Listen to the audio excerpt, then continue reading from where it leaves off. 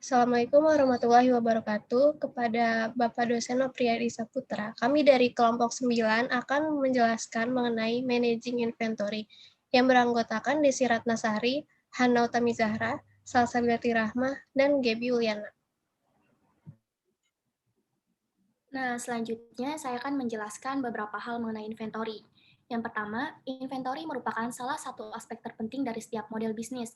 Sementara, beberapa pemilik bisnis memahami pentingnya mengatur inventory secara teratur.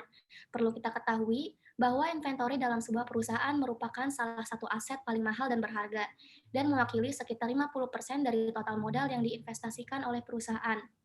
Yang kedua, posisi manajer operasi menyadari bahwa melakukan managing inventory yang baik merupakan hal yang sangat penting diterapkan dalam sebuah perusahaan. Karena apabila inventory perusahaan dapat diatur secara baik dan tepat sesuai prosedur, maka sisa manajemen rantai pasokan perusahaan akan berjalan secara terarah dengan baik. Selanjutnya, manajemen inventory dalam bisnis harus tumbuh seiring berkembangnya perusahaan. Dengan adanya rencana strategis yang mengoptimalkan proses pengawasan dan pengelolaan inventaris, termasuk data kondisi dan level inventaris secara real time, perusahaan dapat memperoleh manfaat manajemen inventory. Dan yang terakhir, dalam setiap perusahaan pastinya memiliki berbagai jenis planning inventaris dan sistem kontrol yang baik. Seperti bank yang memiliki metode dalam mengontrol persediaan kas dalam sebuah perusahaan, lalu instansi atau pemerintah, sekolah, bahkan hampir beberapa organisasi seperti manufaktur serta produksi pastinya peduli terhadap sebuah perencanaan dan pengendalian inventory. Next. Selanjutnya, saya akan menjelaskan mengapa managing inventory itu penting.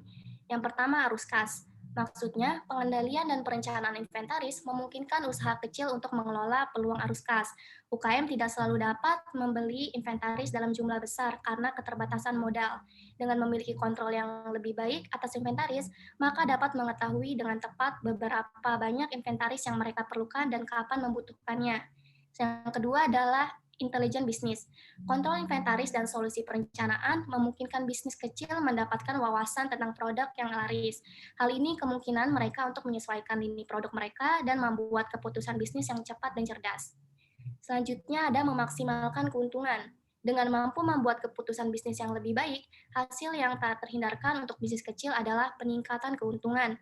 Ini karena stok di inventaris hanya akan menjadi saham yang benar-benar dijual.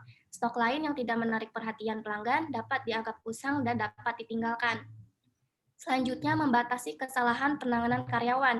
Perencanaan dan pengendalian persediaan membatasi kemampuan karyawan untuk mencuri dari persediaan, karena seringkali karyawan menggunakan item dari inventaris bisnis untuk penggunaan pribadi. Dan yang terakhir ada kurangi biaya tenaga kerja.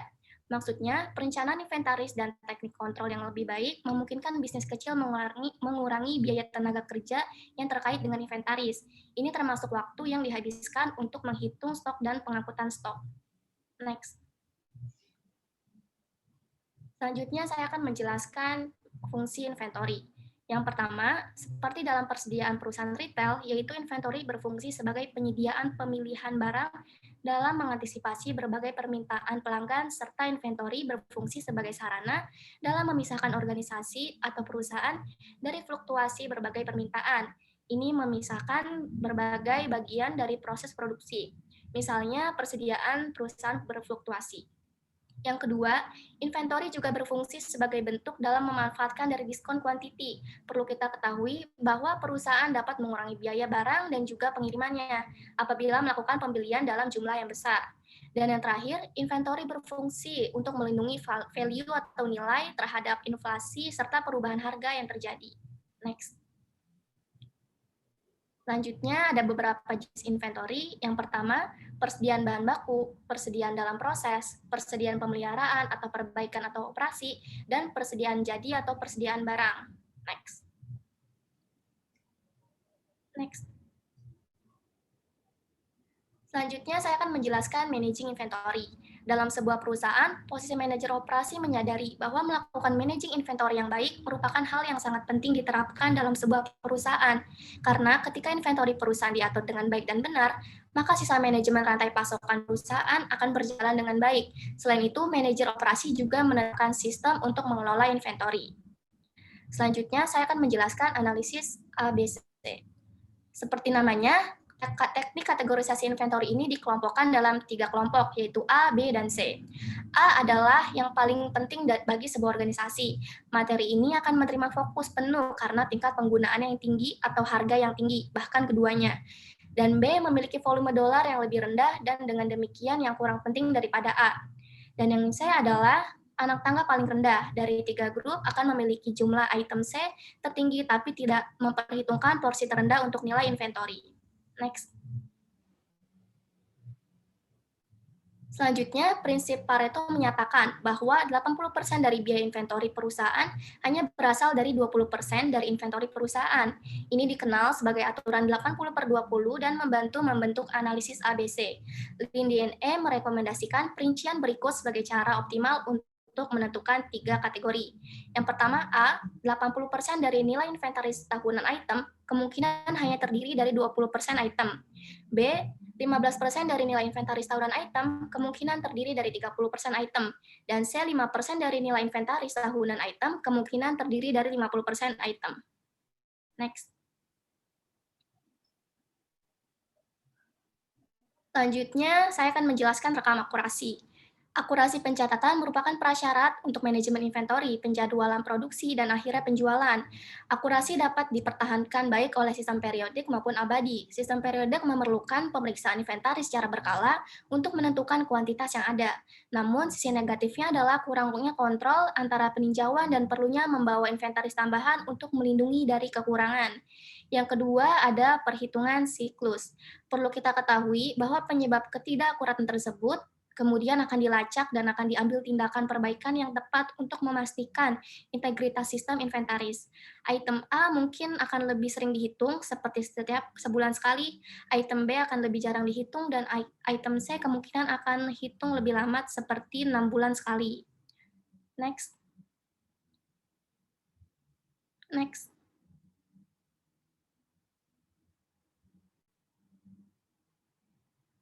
Next.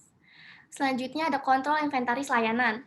Akurasi dan kontrol inventaris sangat penting. Teknik yang berlaku yaitu yang pertama, dengan melakukan pemilihan personil, pelatihan, serta disiplin yang baik, memang merupakan proses yang tidak mudah untuk dilakukan.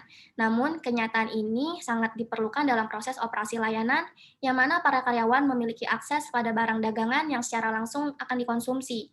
Yang kedua, dengan melakukan pengontrolan yang ketat dalam pengiriman masuk, yang mana tugas pengontrolan tersebut sedang ditangani oleh dan diatur oleh berbagai organisasi atau perusahaan dengan penggunaan kode batang serta dengan menggunakan sistem ID frekuensi radio untuk membaca dan menangani setiap pengiriman masuk dan dapat secara otomatis memeriksa perhitungan pesanan pembelian. Dan yang terakhir, kontrol efektif mengenai semua barang telah meninggalkan fasilitas, yang mana tugas kontrol tersebut dilakukan dengan penggunaan kode batang, tag RFID, serta strip magnetis pada setiap barang dagangan, dan melalui proses pengamatan langsung. Next. Selanjutnya, saya akan menjelaskan mengenai inventory models and inventory models for independent demand. Next. Yang pertama, model inventory. Inventory merupakan teknik yang berkaitan dengan suatu persediaan di dalam beberapa input yang akan digunakan. Yang termasuk inventory adalah permintaan yang sudah terjadi atau yang sudah dilakukan, dan biaya yang berhubungan dengan penyimpanan juga biaya yang terdapat kekurangan dalam persediaan. Adapun tujuan yang ada pada pengawasan bahan dasar tersebut, yaitu supaya berusaha untuk tetap menyediakan bahan dasar yang sedang diperlukan untuk proses produksi, agar proses produksi tersebut dapat berjalan dengan lancar dan tidak terjadi kekurangan dalam persediaan. Next. Slide selanjutnya, slide sebelumnya. Yang termasuk ke dalam inventory yaitu bahan baku mentah, bahan baku barang setengah jadi, dan barang jadi. Next. Alasan perusahaan atau organisasi memerlukan persediaan yaitu, yang pertama, terdapat unsur ketidakpastian permintaan atau adanya permintaan secara mendadak. Yang kedua, terdapat unsur ketidakpastian dari pihak supplier. Dan yang ketiga, terdapat unsur ketidakpastian terhadap tenggang waktu pada pemesanan. Next. Selanjutnya, saya akan menjelaskan mengenai permintaan independen dan permintaan dependen. Yang pertama, permintaan independen. Permintaan independen biasa disebut tidak bergantung. yaitu apabila kebutuhan permintaan terhadap produksi tidak bergantung oleh jumlah produksi lainnya, yaitu data dari sumber yang tidak bergantung pada luar sistem produksi. Bisa didapatkan berdasarkan hasil dari ramalan, pesanan dari sales, dan pesanan distribusi. Selanjutnya, adapun permintaan dependen atau yang biasa disebut bergantung, yaitu apabila kebutuhan untuk produksi tidak bergantung oleh jumlah produksi lainnya yang terdapat pada level tinggi. Adapun permintaan dependen yaitu sub-assemblies yang merupakan suatu bagian dari bahan baku yang memiliki jumlah yang bisa didapatkan dari perkalian antara perencanaan produksi yang terdapat pada level akhir dengan kebutuhan setiap bagiannya, dan juga dapat dihitung melalui peramalan. Next. Selanjutnya, saya akan menjelaskan mengenai inventory models for independent demand. Terdapat 3 model permintaan independen, yaitu model Basic Economic Order Quantity atau EOQ, yang kedua Production Order Quantity Model, dan yang ketiga Quantity Discount Model. Saya akan menjelaskan yang pertama, yaitu model Basic Economic Order Quantity atau EOQ. EOQ merupakan suatu teknik pengendalian inventaris yang mudah untuk digunakan namun dipengaruhi oleh beberapa pendapat. Adanya permintaan dari pelanggan pada suatu produk yang telah diketahui dan tidak bergantung dengan keputusan produksi lainnya. Dan yang kedua, waktu tunggu. Maksudnya dari waktu tunggu adalah waktu di antara penempatan pesanan serta penerimaan pesanan yang telah diketahui juga konsisten. Selanjutnya, adanya penerimaan dari persediaan dengan cepat juga lengkap. Inventaris dari pesanan datang dalam satu waktu. Lalu, diskon dari kuantitas tidak meyakinkan. Dan yang terakhir, terdapat kekurangan dari persediaan. Yang dimaksud dari terdapat kekurangan dari persediaan adalah adanya kekurangan dari persediaan bisa dihindarkan apabila pesanan dilakukan saat waktu yang tepat, dengan memiliki pendapat mengenai data dari penggunaan persediaan setiap harinya, dan mempunyai bentuk grafik yaitu gigi gergaji. Next. Yang kedua, saya akan menjelaskan mengenai Production Order Quantity Model.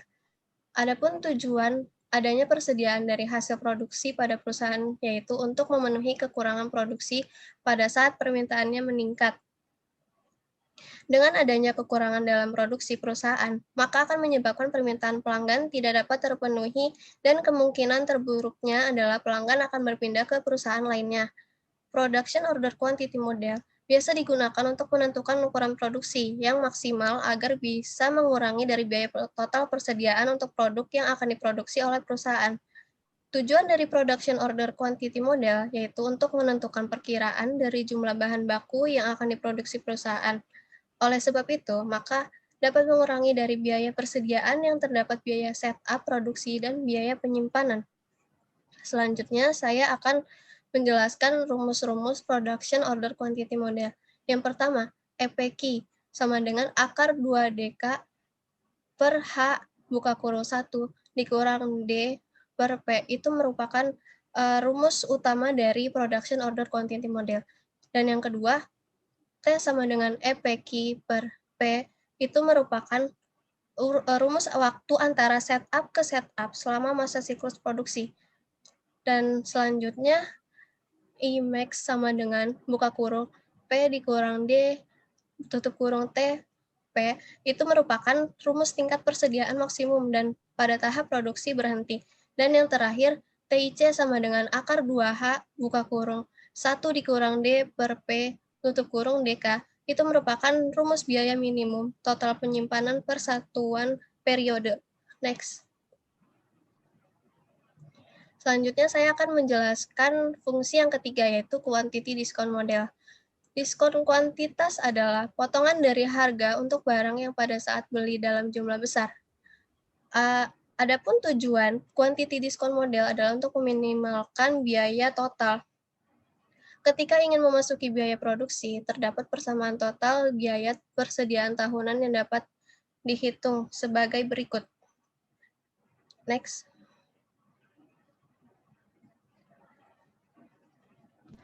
Total annual cost sama dengan annual setup atau ordering cost, ditambah annual holding cost, ditambah annual product cost.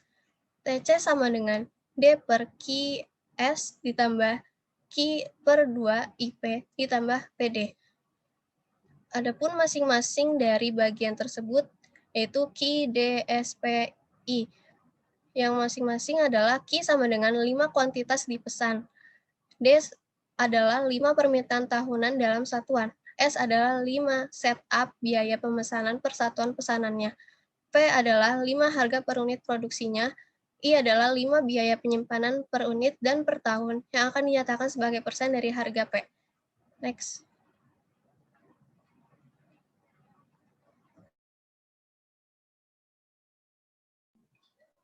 Selanjutnya, saya ingin menjelaskan tentang model probabilistik.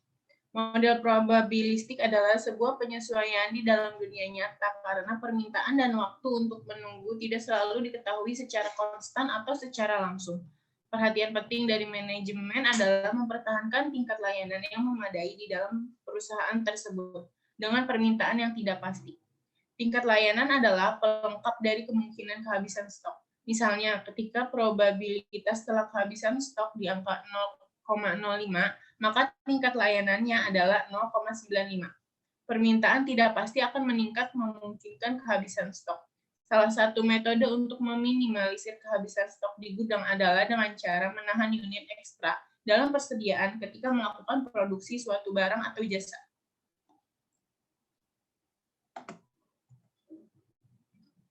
Selanjutnya, di dalam menghindari keadaan dead stock ini serupa tapi tak sama dengan masalah barang kadaluarsa. Kasus dead stock ini sering terjadi pada barang yang berbentuk makanan. Jika makanan kadaluarsa, tugas seorang penjual adalah membuang barang tersebut, di mana masa habis berlakunya tersebut sudah tidak bisa dimakan atau digunakan lagi.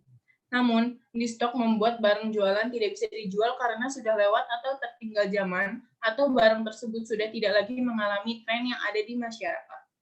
Pada kondisi ini, menggunakan inventory management system untuk menghindari kejadian tersebut. Selanjutnya, reorder point. Reorder point yaitu sebuah titik di mana sebuah barang yang ada atau tersimpan di gudang tetapi masih layak untuk dijual. Dan harus ditambah persediaannya sebelum kehabisan stoknya. Itulah pengertian dari reorder point.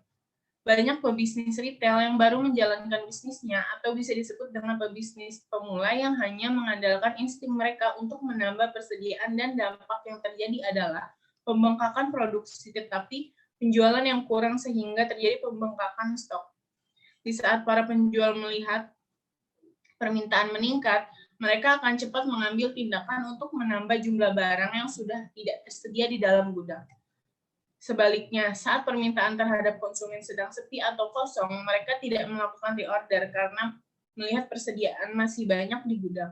Buat pebisnis yang berpengalaman, penjual menumpuk barang-barang yang diproduksi di gudang untuk mengantisipasi high season atau weekend seperti di hari Lebaran atau Tahun Baru. Di sini ada contoh menghitung reorder point. Jadi, rumus dari reorder point adalah lead time demand in days ditambah safety stock in days juga sama dengan reorder point. Jadi, reorder point adalah space atau jarak waktu pemesanan sampai dengan barang tersebut masuk ke gudang stok. Lead time ini hanya berkisar antara beberapa minggu dan juga bisa sampai beberapa bulan, dan barang tersebut dapat segera dialihkan ke pengantar. Ini yang dimaksud lead time.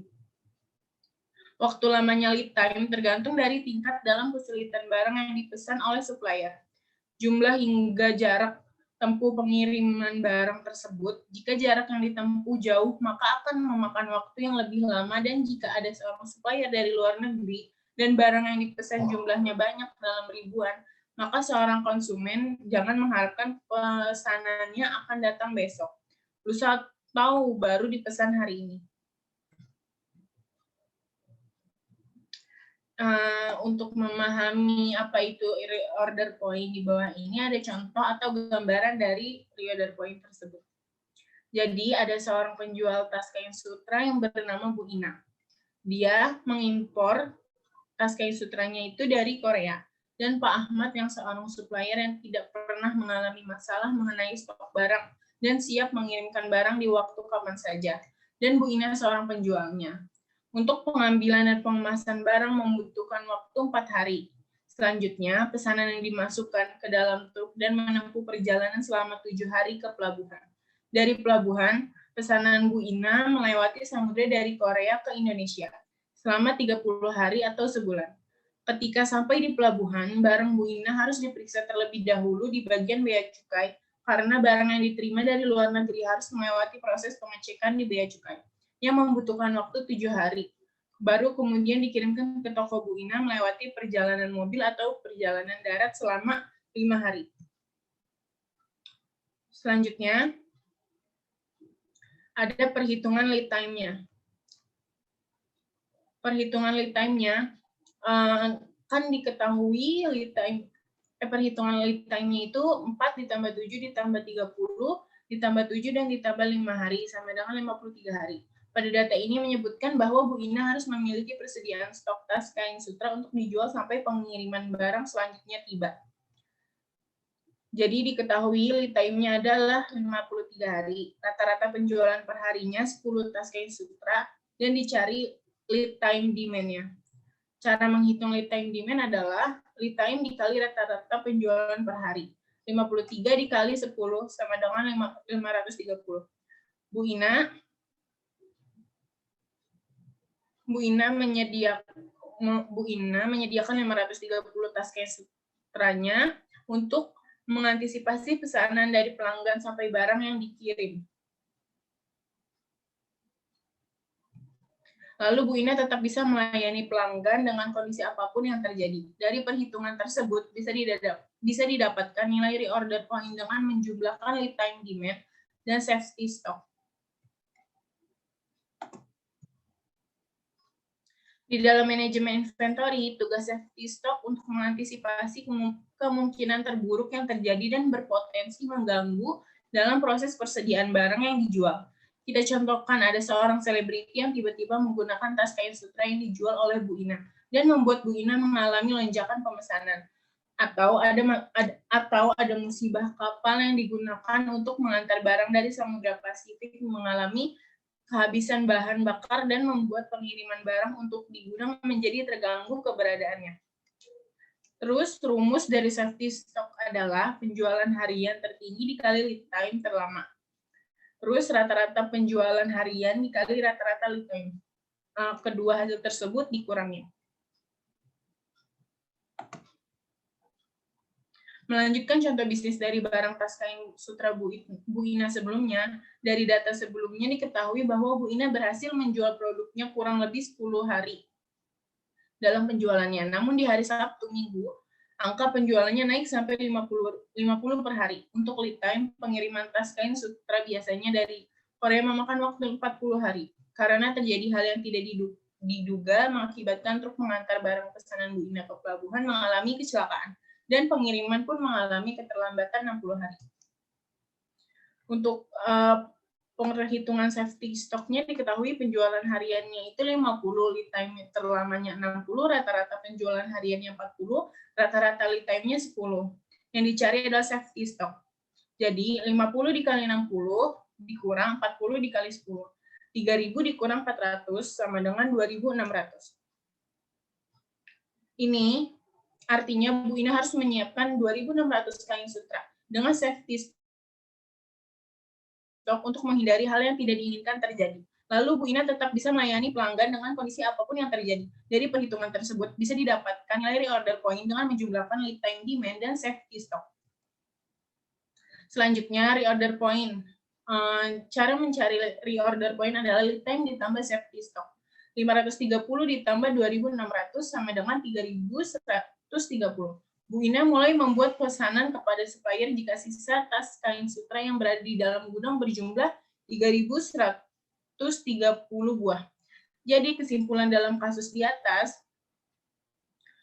hal yang penting dalam manajemen inventory perusahaan adalah menghitung reorder point, dan yang menjadi kendala sulitnya memprediksi hal-hal yang terjadi di luar dugaan seperti bencana atau musibah. Contoh kasus di atas memiliki musibah truk yang digunakan mengalami kecelakaan ketika ingin membawa barang ke pelabuhan.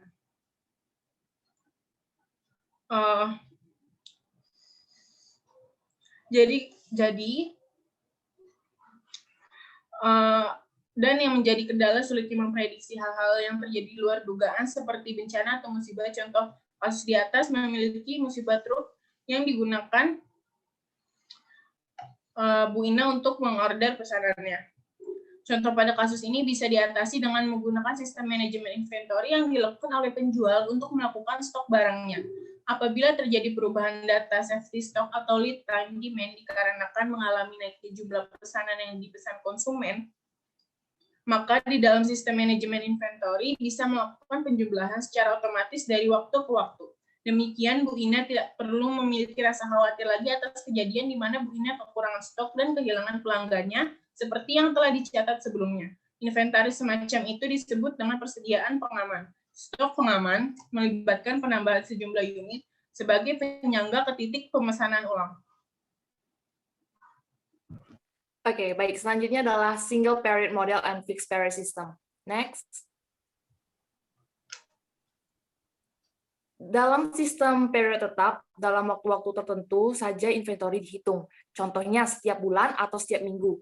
Jadi pada sistem ini jumlah yang dipesan untuk setiap kali pemesanan tergantung dari tingkat penggunaan selama period monitoring. Perbedaan key model atau fixed order quantity dengan produk sistem P model atau fixed time period adalah next. Tercantum dalam tabel berikut. Dalam bidang aspek waktu pemesanan, model key pemesanan kembali dilakukan pada saat inventory berada pada tingkat pre-order, sedangkan P model pemesanan kembali dilakukan saat dilakukannya review yang dilakukan secara berkala dengan tegang waktu yang tetap. Dalam aspek jumlah yang dipesan, model key jumlah yang dipesan setiap waktu sama atau konstan, sedangkan model P jumlah yang dipesan untuk setiap kali pesan terus bervariasi. Lalu dalam aspek ukuran inventory, model Q dibanding model P lebih sedikit. Sedangkan model P dibanding model Q lebih banyak ukuran inventory-nya. Lalu dalam aspek jenis item, model Q harga lebih penting, mahal, dan kritikal. Dalam pencatatan, model Q setiap kali ada penambahan atau pengurangan inventory, pencatatan dilakukan. Sedangkan model P dihitung hanya saat period review tiba. Lalu dalam waktu pemeliharaan, model Q lebih tinggi karena pencatatan dilakukan secara virtual. Sedangkan model P sebaliknya. Next. Lalu beberapa model yang masuk kategori fixed time period atau P model. Salah satunya adalah model tujuan khusus atau special purpose model. Model ini bertujuan dan juga digunakan untuk menganalisa pengaruh dari jumlah pemesanan jika terdapat adanya perubahan harga atau diskon yang sehubungan dengan banyaknya pemesanan. Contoh soalnya adalah seperti ini. Di contoh diketahui S sama dengan per persen RP20. C sama dengan pesan antara 500 sampai 999 unit. Harga per unitnya sama dengan 4,50. D sama dengan 10.000 unit, sedangkan I sama dengan 20%. Next.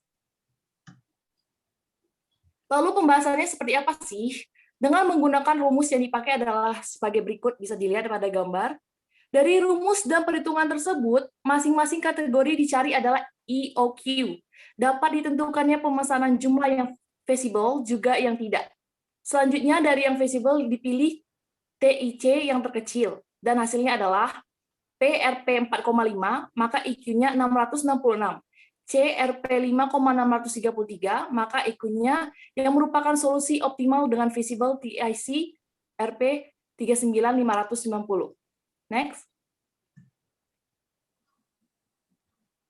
Model-model persediaan. Yang pertama itu biaya pemesanan, penyimpanan, dan penyetelan. Biaya penyimpanan adalah yang biayanya dicakup dengan persediaan yang disimpan dalam selama waktu tertentu. Oleh karena itu, biaya barang usang dan biaya yang terkait dengan penyimpanan itu juga dicakup biaya penyimpanan, yang mengakibatkan persediaan biaya penyimpanan sering dibuat kurang dari yang sebenarnya. Lalu ada juga permintaan independen dengan permintaan dependen. kontrol persediaan model-model diasumsikan bahwa permintaan untuk sebuah barang independen atau juga dependen pada permintaan barang lain, contohnya untuk kopi, permintaan dependen terhadap permintaan gula. Akan tetapi permintaan garam depend kepada permintaan kopi. Next. Lalu ada juga model rebus, model EOQ. Salah satu keuntungan adalah model rebus. Model yang memberikan jawaban dengan memuaskan. Walaupun dalam parameter-parameter dalam variasi yang cukup besar, di model ini total biaya dari EOQ mengalami hanya sedikit perubahan dalam sekitar minimumnya.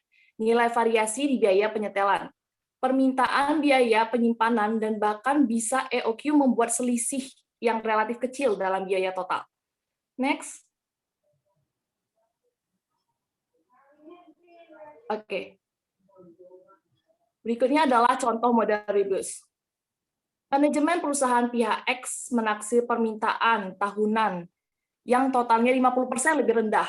Permintaan aktual untuk jarum adalah 1.500, digunakan dengan key yang sama. Bagaimana dampak pada biaya persediaan tahunannya? Maka jawabannya seperti ini. Jika mengetahui EOQ 244,9 unit, dengan permintaannya yang 1.500, maka akan mengeluarkan biaya tahunan S atau H sama dengan 10.000 tambah 500, 625, lalu dikali 10.000 ditambah 122,45, lalu dikali RP 500, sama dengan hasilnya 122.475. Next.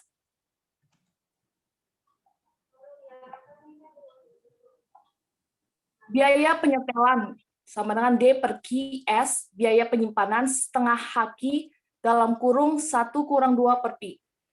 H sama dengan biaya penyimpanan per tahun, sedangkan Q adalah jumlah unit pesanan. P adalah laju produksi harian, S biaya pemesanan, dan D adalah laju penggunaan. Next. Lalu single period model and single period system, single period tetap. Model yang sering dikatakan model statis, persediaan dan juga pemesanan yang dianalisis trade-off berdasarkan menggunakan analisis marginal. Analisis marginal yang di sini hanya akan cocok jika ada informasi tentang probabilitas kejadian. Rumus yang digunakan untuk menghitung nilai bersih adalah seperti yang digambar, yang di mana MP sama dengan marginal profit, P sama dengan probabilitas unit persediaan terjual, ML sama dengan marginal loss. Sistem-sistem dari periode tetap mempunyai asumsi yang sama. Contohnya, sistem kuantitas terhadap EQ dasar. Yang satu saling independennya barang-barang. Kedua, diketahuinya waktu tunggu. Dan yang terakhir adalah biaya yang relevan, hanya biaya pemesanan. Next slide. Oke. Sekian presentasi dari kelompok kami. Saya Gaby Uliana, Desi Ratnasari, Hana Utami, dan Salsabila mengucapkan terima kasih atas perhatian Bapak dan semuanya. Terima kasih.